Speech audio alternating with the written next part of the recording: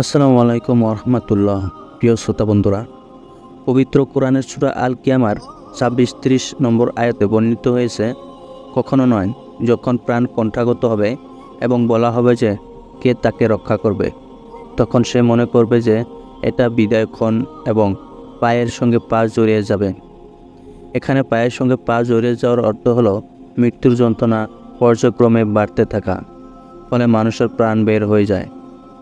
পায়ের সঙ্গে পা জড়িয়ে পড়ার আরেক অর্থ হলো তখন অস্থিরতার কারণে এক গোছার দ্বারা অন্য গোছার ওপর আঘাত করবে, কিংবা দুর্বলতার অতিশয্য এক পা অপর পায়ের ওপর থাকলে তা সরাতে চাইলেও সক্ষম হবে না। হযরত ইবনে আব্বাস রাদিয়াল্লাহু আনহু বলেন, তখন হবে দুনিয়ার শেষ দিন এবং আখিরাতের প্রথম দিনের সম্মিলন। তাই মানুষ দুনিয়ার শেষ দিন এবং আখিরাতের বিরহ বেদনা এবং আখিরাতে কি হবে না হবে তার চিন্তায় পরেশানি থাকবে। অর্থাৎ সেই সময় দুটি বিপদ একসঙ্গে এসে হাজির হবে। একটি এই পৃথিবী এবং এই সব কিছু থেকে বিচ্ছিন্ন হয়ে যাওয়ার বিপদ, আরেকটি একজন অপরাধী হিসাবে গ্রেপ্তার হয়ে মুখোমুখি হতে হবে প্রত্যেক কাফের, মুনাফিক এবং পাপীকে। হযরত নবী করিম সাল্লাল্লাহু আলাইহি সাল্লাম ইরশাদ করেন, মৃত্যুর যন্ত্রণা খুব কঠিন। আল্লামা ইবনে কাইয়ুম রাহমাতুল্লাহ আলাইহি বলেন, এক ব্যক্তি সব সময় মদ্যপান করত।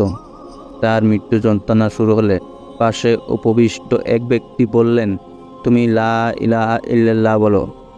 এই কথা শুনে ওই ব্যক্তির চেহারার রং পরিবর্তন হয়ে গেল। পাশে উপবিষ্ট ব্যক্তি দ্বিতীয়বার তালকিন তথা লা ইলাহা ইল্লাল্লাহ পড়ার জন্য বলল। তখন মুমুক্ষু ব্যক্তি তালকিন প্রদানকারীর প্রতি তাকে চিৎকার দিয়ে বলল, তুমি পান করো আর আমাকেও পান করাতে দাও, তুমি পান করো আর আমাকেও পান করতে দাও। এই কথা বলতে বলতে ওই ব্যক্তি মৃত্যু হয়ে গেল।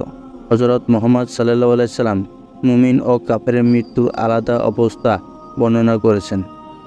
মুমিন যখন মৃত্যু হয় তখন সূর্যের আলোর ন্যায় আলোকিত চেহারা সম্পূর্ণ ফেরেশতা জান্নাত থেকে সুগন্ধযুক্ত রেশমি কাফন সঙ্গে নিয়ে এসে মুমিন ব্যক্তিকে সালাম করবে।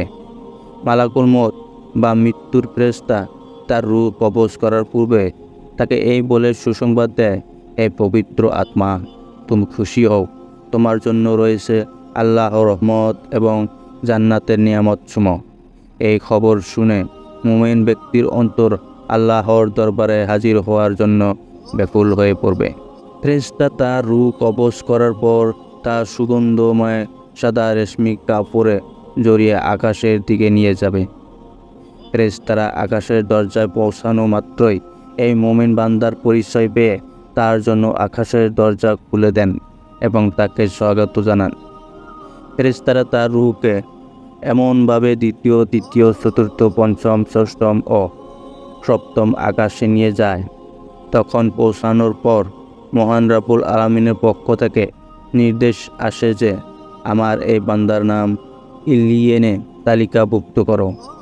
অতঃপর প্রশ্ন উত্তরের জন্য তার রূহ পুনরায় তার শরীরে ফেরত পাঠানো হয়। আর কাফের ব্যক্তির অবস্থা সম্পর্কে নবী করিম সাল্লাল্লাহু আলাইহি সাল্লাম ইরশাদ করেন, যখন কাফেরের মৃত্যুর সময় আসে তখন তার জান কবজ করার জন্য অত্যন্ত কুৎসিত চেহারা সম্পূর্ণ ফেরেশতা দুর্গন্ধময় কাফন সঙ্গে নিয়ে এসে তাকে আল্লাহর অসন্তুষ্টি এবং জাহান্নামের দুঃসংবাদ জানিয়ে তার রূহ শরীর থেকে জোর করে বের করে।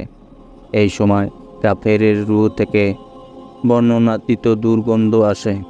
এরপর যখন মালাকুল মউত কাফেরের দুর্গন্ধময় রূহ নিয়ে প্রথম আকাশে পৌঁছায়, তখন দরজায় পৌঁছানো মাত্রই আকাশের ফেরেশতারা বলে, তার জন্য আকাশের দরজা খোলা হবে না, তাকে বেজ্জতির সঙ্গে পুনরায় দুনিয়ায় পাঠিয়ে দাও।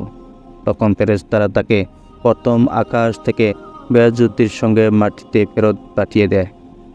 এদিকে আল্লাহর পক্ষ থেকে নির্দেশ আসে, তার নাম সৃজনের তালিকায় লিখে দাও। দ্বিতীয় প্রশ্ন উত্তরের জন্য তার শরীরে পাঠানো হয়। নবী আকরাম সাল্লাল্লাহু আলাইহি সাল্লাম মৃত্যুর যন্ত্রণা থেকে মুক্তির জন্য কিছু আমলের কথা বলেছেন। ওই সব আমলের মধ্যে মৃত্যু যন্ত্রণা থেকে মুক্তি লাভ করা যায় এর অন্যতম হলো সূরা ইয়াসিন তেলাওয়াত। প্রতিদিন সূরা ইয়াসিন তেলাওয়াতে মৃত্যুর যন্ত্রণা থেকে মুক্তি লাভের কথা হাদিসে বলা হয়েছে। এর ফলে মৃত্যুর সময় যখন আত্মাকে মানুষের দেহ থেকে বের করা হয় তখন মৃত্যুর যন্ত্রণা অনুভূত হয় না। তবে প্রতিদিন সূরা ইয়াসিনের আমল সহজসাধ্য ব্যাপার নয়, কিন্তু যার অন্তরে মৃত্যুর যন্ত্রণার ভয় আছে তার জন্য এই আমল করা কোনো কষ্টকর বিষয় নয়। মৃত্যুর পর কবরের প্রশ্ন উত্তরের কথাও ভাবা দরকার।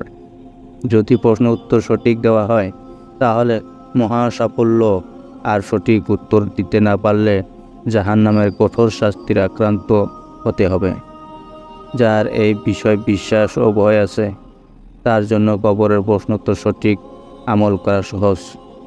যার ভয় নেই তার জন্য বহুত কঠিন, বহুত কঠিন।